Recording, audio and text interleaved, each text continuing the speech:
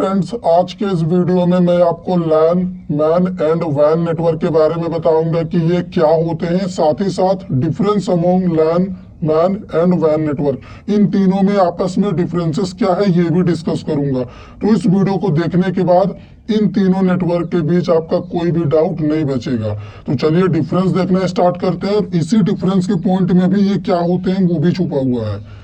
लैन का पहला पॉइंट होता है LAN stand for local area network, ये इसका पूरा नेम होता है। मैन का फर्स्ट पॉइंट है MAN stand for metropolitan area network. और वैन नेटवर्क का पूरा नाम क्या होता है? वैन stand for wide area network. तो ये पहला पॉइंट हो गया जिसमें हमने इनका पूरा नेम डिस्कस किया, ठीक है। सेकेंड पॉइंट क्या है? It is used for building like offices. LAN network का यूज किसी भी एक पर्टिकुलर बिल्डिंग में किया जा सकता है और इसीलिए किया भी जाता है। जैसे आपका अगर ऑफिस है, ऑफिस में करिए, स्कूल है, स्कूल में करिए, कॉलेज में करिए। तो इस तरह की जगह में आप लैन नेटवर्क का यूज कर सकते हैं जहां पे रेंज काफी कम होता है।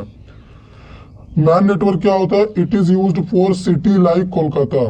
अगर आपको एक पूरे शहर में नेटवर्क स्टैब्लिश करना है तब आप मैन नेटवर्क यूज करेंगे, यानी मेट्रोपॉलिटन एरिया नेटवर्क, जैसे कोलकाता शहर।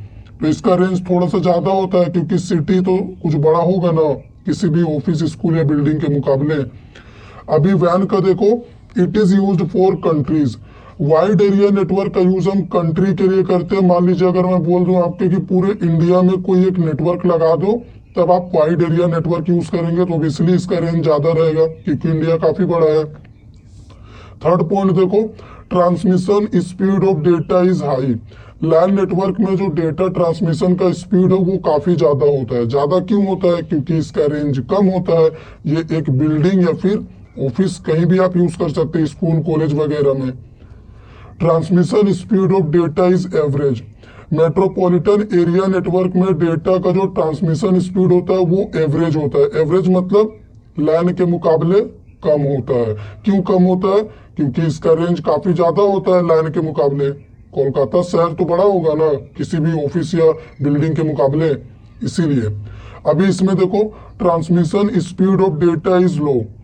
वाइड एरिया नेटवर्क में डेटा का ट्रांसमिशन स्पीड काफी कम होता है क्योंकि इसका रेंज और बहुत ज्यादा होता है। क्योंकि पूरे देश में अगर नेटवर्क कोई रहेगा तो उसमें तो डेटा अगर आप ट्रांसफर करेंगे तो वो पूरे रेंज में ना कवर करेगा, इसीलिए इसका स्पीड स्लो हो जाता है। फोर्थ पॉइंट देखो, LAN network range 0 to 150 metre. हमारा जो लोकल एरिया नेटवर्क होता है उसका रेंज होता है 0 से 150 मीटर के बीच। तो इसी रेंज के अंदर तो हमारा स्कूल, कॉलेज, बिल्डिंग ये सब आ जाएगा, कोई भी एक पर्टिकुलर लोकेशन, ठीक है।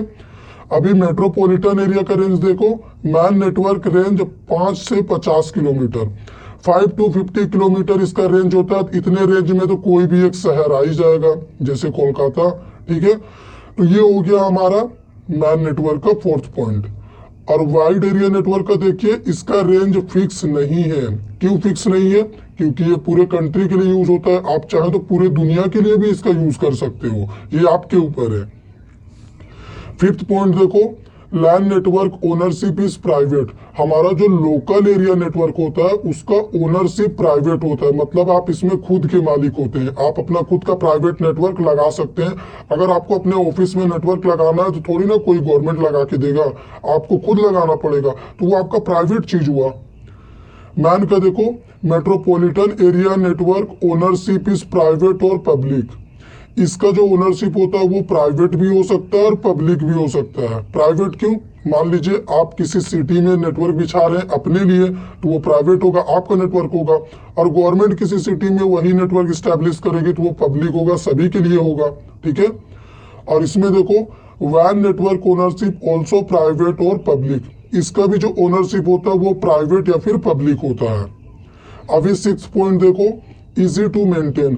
लोकल एरिया नेटवर्क को मेंटेन करना काफी इजी होता है। इजी क्यों होता है? क्योंकि इसका रेंज कम होता है, इसका ओनरशिप प्राइवेट होता है। इस तरह रीजन से ये इजी होता है मेंटेन करना।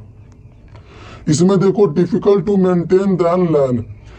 मेट्रोपॉलिटन एरिया नेटवर्क को मेंटेन करना डिफिकल्ट होता है लोकल एरिया नेटवर्क के मुकाबले। क्यों? क्योंकि इसका रेंज काफी ज्यादा होता है। और इसमें देखो, also difficult to maintain than MAN as well as LAN network. इसे तो और ज्यादा डिफिकल्ट होता है मेंटेन करना, क्योंकि इसका रेंज तो और बहुत ज्यादा होता है। जितना ज्यादा रेंज होगा उतना डिफिकल्ट होगा इन्हें मेंटेन करना। अभी लास्ट पॉइंट देखो, LAN network error rate and setup cost is low. हमारा जो लैन नेटवर्क होता है उसका एरर रेट और सेटअप कॉस्ट बहुत कम होता है। मान लीजिए आप लैन नेटवर्क यूज कर रहे हैं तो इसमें फॉल्ट का चांसेस काफी कम होता है, और आपको लैन नेटवर्क स्टैब्लिश करना है अपने ऑफिस या फिर स्कूल में तो इसका कॉस्ट भी आपको काफी कम पड़ेगा। इसमें क्या है, man network error rate and setup cost is average. इसमें आपको एवरेज कॉस्ट लगेगा सेटअप करने के लिए, और साथ ही साथ इसमें फॉल्ट का जो टॉलरेंस होता है वो भी एवरेज होता है। मतलब 50% इसमें एरर आते रहता है, एरर रेट का 50% होता है इसमें। इसमें क्या होता है, वैन network error rate and setup cost is very high. इसका जो एरर रेट होता है वो काफी ज्यादा होता है, साथ ही साथ इसका सेटअप कॉस्ट भी ज्यादा होता है। क्यों?